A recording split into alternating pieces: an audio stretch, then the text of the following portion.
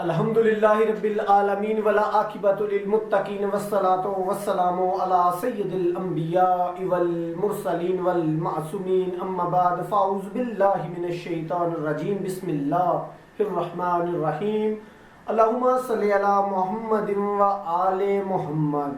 سامعین و مومنین یا علی مدد. مولا غازی عباس علمدار آپ کو اپنے حفظ و امان میں رکھیں. اچھا میں وہیں پر واپس آ گیا ہوں جی، کیونکہ میں نے ایک حرام زادے کی، حرام خور کی، اور اس کو اور بھی کیا سور کی نسل کی ایک ویڈیو دیکھی کہ جس نے یزید کو اپنا چھٹا خلیفہ کہا ہے. آپ نے بھی دیکھا ہوگا سوشل میڈیا پہ 1.5 فٹ کی لمبی داڑھی ہے اور کٹر سنی ہے وہ. اب جو لوگ کہتے ہیں نا کہ جی یہ جو بین المسلمین اور پتہ نہیں کیا لفظ اس کو کہتے ہیں کہ جی یہ دونوں کو ملانا چاہیے، اور بھائی کبھی بھی نہیں ہو سکتا. عقائد میں زمین و آسمان کا فرق ہے. ہم حضرت علی علیہ السلام اور آپ کے بعد 11 ائمہ پہ کمپرومائز نہیں کر سکتے. یہ ہو ہی نہیں سکتا. ہم اپنے سگے باپ کو چھوڑ سکتے ہیں بھائی، اس پہ کمپرومائز نہیں کر سکتے. آپ کس اتحاد کی بات کرتے ہیں؟ اور اس حرام زادے نے اب حضرت علی کو خلافت میں رکھا ہی نہیں ہے، بلکہ اپنا چھٹا خلیفہ یزید لعنتی ملعون حرام زادے کو گنا ہے. اب تو کسی کی مطلب تنکے نے تنگ نہیں کیا، اب تو کسی کو کوئی پرابلم نہیں ہوئی. ہم بات کریں تو گستاخی ہوتی ہے. اور یہ بات میں آپ کو بتاؤں کہ جو حرام زادے بیٹھ کے سوشل میڈیا پہ، کیونکہ حرامی کے علاوہ آل علی سے بغض کوئی رکھ ہی نہیں سکتا، اور آل علی سے بغض رکھنا حرامی کی نشانی ہے. اور اس سے بڑا حرام زادہ وہ ہے جو نبی مکرم صلی اللہ علیہ وآلہ وسلم کی آل کے دشمنوں کو رضی اللہ کہتا ہے اور ان کے بارے میں ان کے فضائل جھوٹے بیان کرتا ہے. کیوں؟ کیونکہ ان حرام زادوں نے جو کچھ بھی لکھا ہے نا، میں پڑھنے پہ آ جاؤں، بار بار کہہ رہا ہوں، نبی کی حدیث ہے کہ علی تم سے حرامی کے علاوہ کوئی اور بغض نہیں رکھ سکتا، اور جو تم سے محبت کرے گا وہ حلال زادہ ہوگا. تو یہ حرامی نہ کہوں تو اور کیا کہوں؟ حرام زادہ ہی کہوں نا. انہاں دی ماں دی چونک چ منجی ڈتھی ایہی کہنا ہے نا کہ چونک دے وچ رات نوں سوندی ہوئے گی ماں باپ. تو تبھی تو اس طرح وہ یزید کو اب انہوں نے آہستہ آہستہ، میں نے پہلے بھی بتایا ہے کہ ان احادیث کو، جن احادیث میں نبی مکرم صلی اللہ علیہ وآلہ وسلم کی آل کے فضائل بیان ہوئے تھے، یہ اب ان کی سندوں کو ضعیف کہنا شروع ہو گئے اور اپنے صدیق، فاروق اور غنی بنانے شروع کر دیے.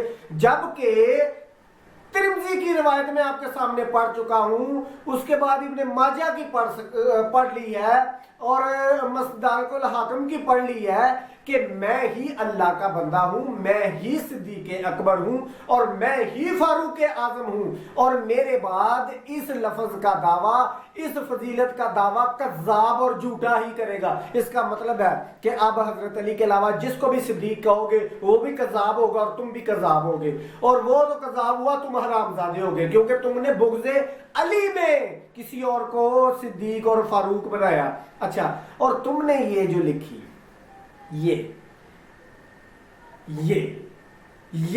جس کو کہتے ہیں نا قرآن کے بعد سب سے بڑی کتاب، اور ملوانوں 1.5 فٹ کی داڑھی رکھی ہوئی ہے اس حرام زادے نے. عمر بھی اس کی اتنی ہے کہ قبر میں ٹانگیں رکھ کے بیٹھا اور یزید کو چھٹا خلیفہ اپنا کہہ رہا ہے. یہ اس کا عقیدہ نہیں ہے. اچھا میں آپ کو ایک اور بات بتاؤں کہ ان کے بڑوں کا عقیدہ بھی یہی ہے. اب یہ تقیے میں ہے، یہ کھل کر سامنے نہیں آ رہے، کیونکہ ان کو پتہ ہے کہ اگر کھل کے سامنے آئے نا تو ماتھے کے اوپر فرشتہ کنفرم لکھ کے جائے گا حرامی جے. جب کھل کے سامنے آ جائیں گے نا آل محمد کی دشمنی میں، تو ان کے دروازوں پہ اور ان کے ماتھوں پہ انشاءاللہ لکھا جائے گا حرام زادے. اچھا اب میں پڑھ کے آپ کو کچھ سناؤں گا کہ ان کا عقیدہ کیا ہے. الحمدللہ 12 ائمہ کے اوپر ہمارا کمپرومائز نہیں ہے، ہم کسی صورت میں بھی برداشت نہیں کریں گے.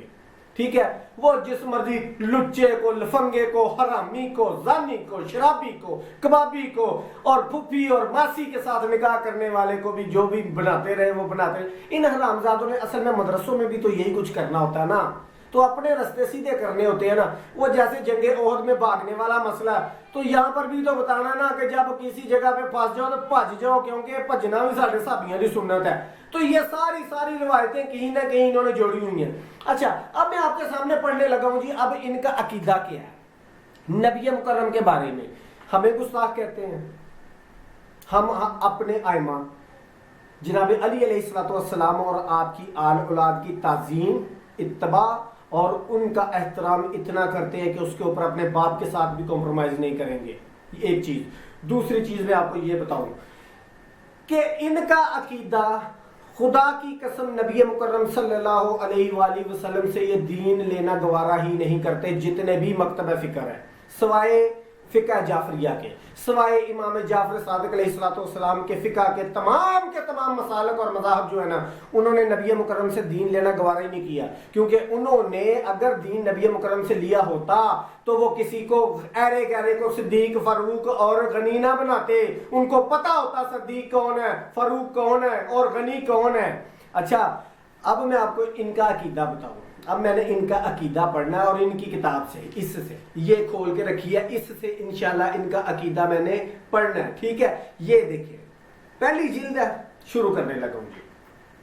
اچھا جی, اب اس میں پہلی جلد میں جی کتاب جو ہے وہ صلاۃ ہے, اور جلد نمبر 1 ہے, باب نمبر ہے 273, حدیث نمبر ہے 392 اور صفحہ نمبر ہے 233. اور میرے پاس جو پڑی ہوئی ہے جی یہ چھپی ہے, یہ دیکھیں مکتبہ رحمانیہ کی چھپی ہوئی ہے, مکتبہ رحمانیہ کی چھپی ہوئی ہے. اقرار سینٹر ہے, غزنی سٹریٹ, اردو بازار, لاہور.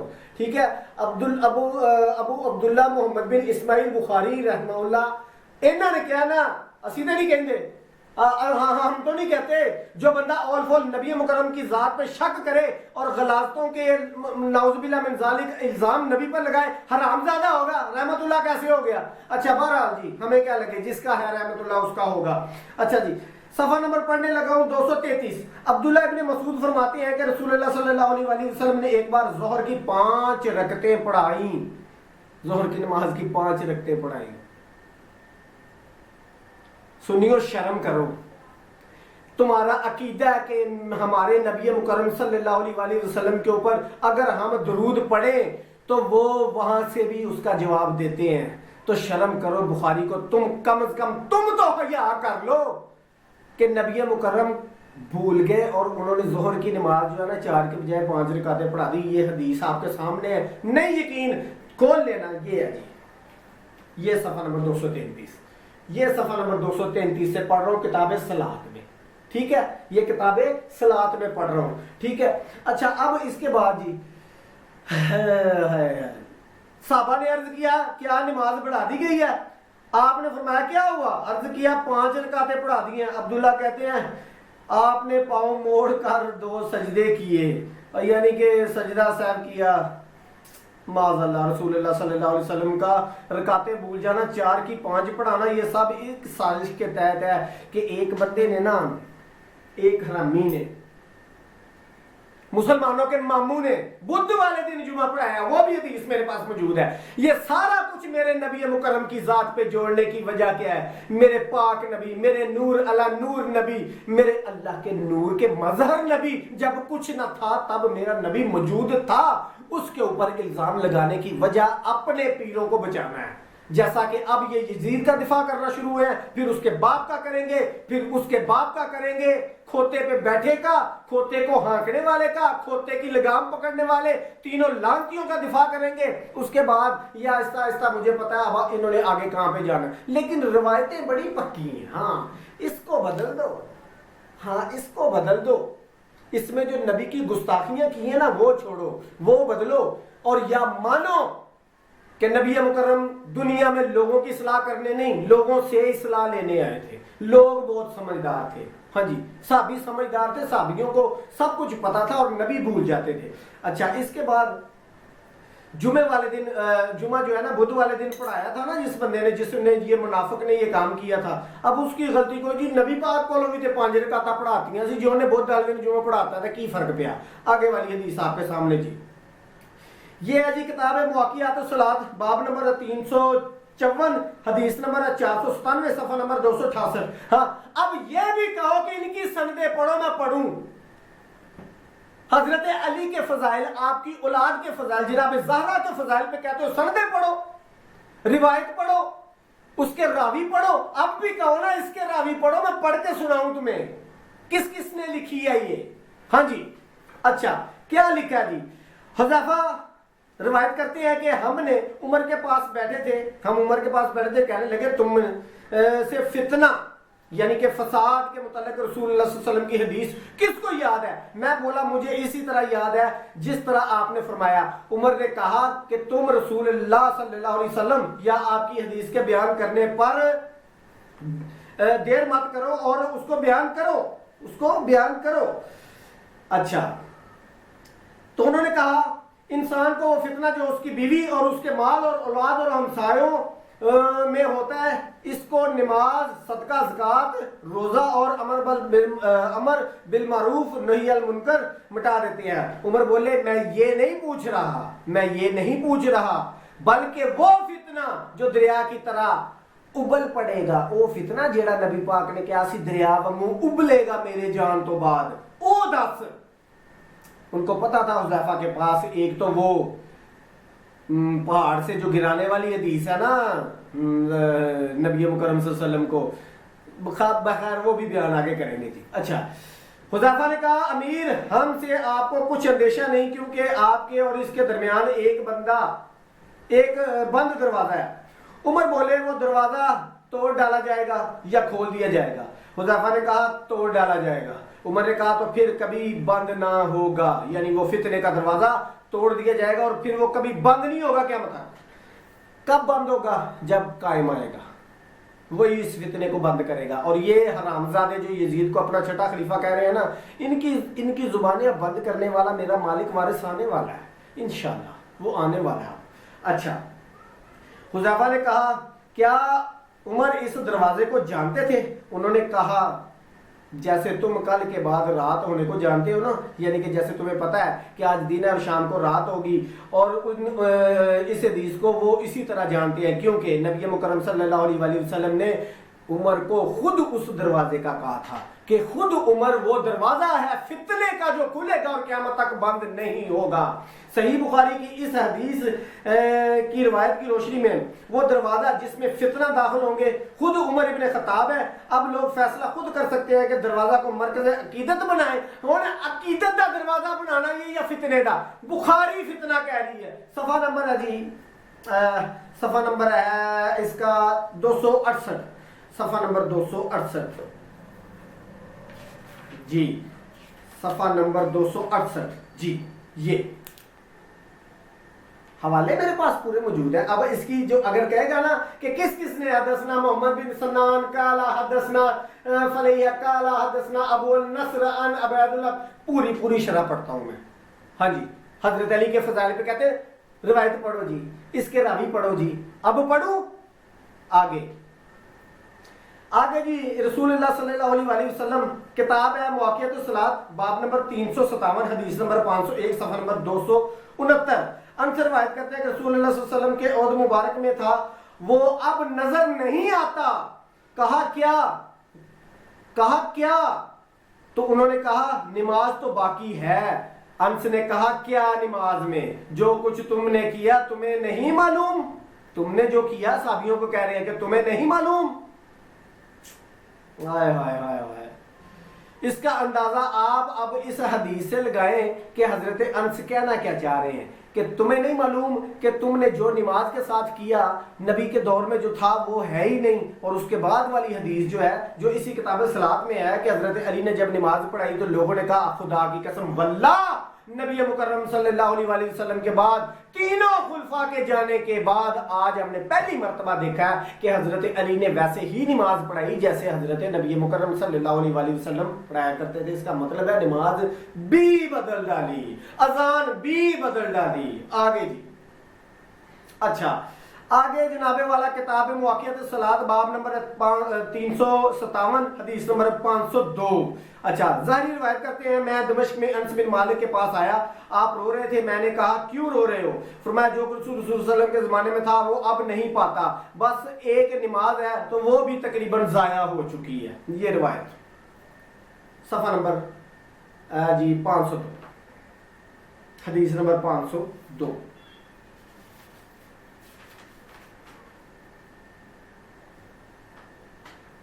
یہ جی حدثنا عبداللہ بن یوسف قال اخبرنا مالک عن ابی زہرہ. یہی ہے جی, یہی ہے جی, صحیح. اچھا اب کیا کہیں گے جی, کدھر ہے دین تم لوگوں کا؟ سب ہی کہہ رہے ہیں کہ وہ دین ہے ہی نہیں.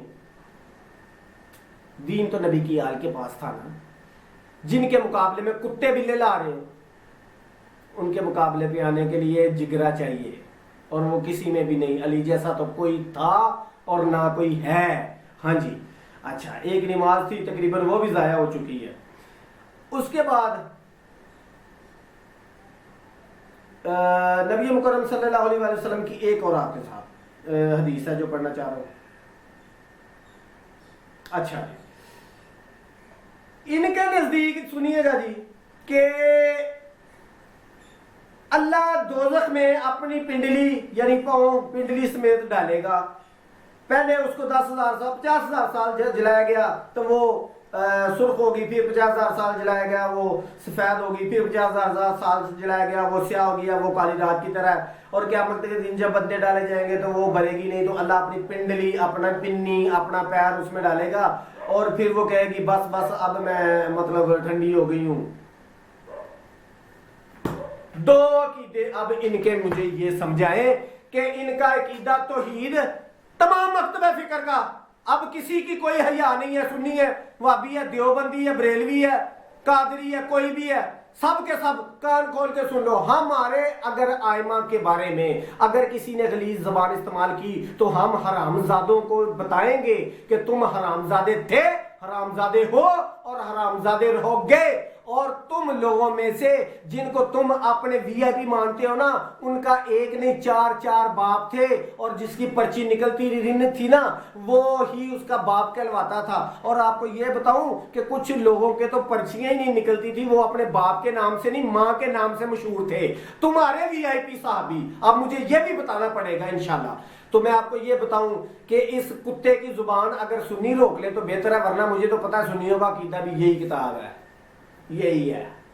اور اسی میں سے اب میں نے روایتیں پڑھنی ہے کہ تم نے کیا کیا لکھا ہے, نبی مکرم کی شان کیسے کہ تم نے بیان کی ہے, اور تم نے نبی پاک صلی اللہ علیہ وسلم کی شان میں کیسے گستاخی کی ہے.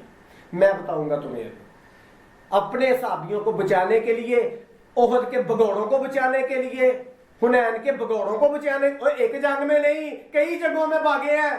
کوئی ایک بندہ کوئی ایک حدیث لا کے دکھاؤ کہ انہوں نے قتل کب کس کافر کو کیا ہے, انہوں نے جہاد کب کیا ہے, کوئی ایک حدیث تو لاؤ. سب جنگیں فتح کرتا رہا میرا مرشد علی علیہ الصلوۃ والسلام, علی ابن ابی طالب, ابو طالب کا بیٹا. ان کی ایک بھی حدیث کوئی باپ کا بنے اور مجھے احد تک, حنین اور بدر سے لے کر کسی ایک جنگ میں مجھے پہلے تینوں خلیفہ کا اور اپنے باقی وی آئی پی اپنے ماموں کا جہاد دکھانا, باپ کے بن کے دکھانا. اور میں دکھاؤں گا کہ جب عمر بن عبدود نے کہا تھا نا کہ مرد کا بچہ نہیں ہے تم میں جو میرے مقابلے میں آئے, تو وہاں پر کھڑا کوئی نہیں ہوا تھا. مرد ہوتے تو کھڑے ہوتے, کھڑا کون ہوا تھا؟ میرا مرشد علی, میرا مرشد علی. مرد ہوتے تو کھڑے ہوتے. خیبر میں میرا مولا محمد مصطفیٰ فرماتے ہیں کل علم اس کو دوں گا جو مرد ہوگا, جو غیر فرار ہوگا, جو حیدر کرار ہوگا, جس سے میں اور اللہ محبت کرتے ہیں اور وہ مجھ سے اور اللہ سے محبت کرتا ہے. تب بھی مرد نہیں تھا کوئی, تب بھی نکالنا اس میں سے اگر کوئی بندہ نظر آ جائے, کوئی بندے کا پتر ہی نظر آ جائے تھے. بہرحال مولا غازی آپ کو عزت دے, اللہ آپ کا حامی و ناصر ہو, یا مدد.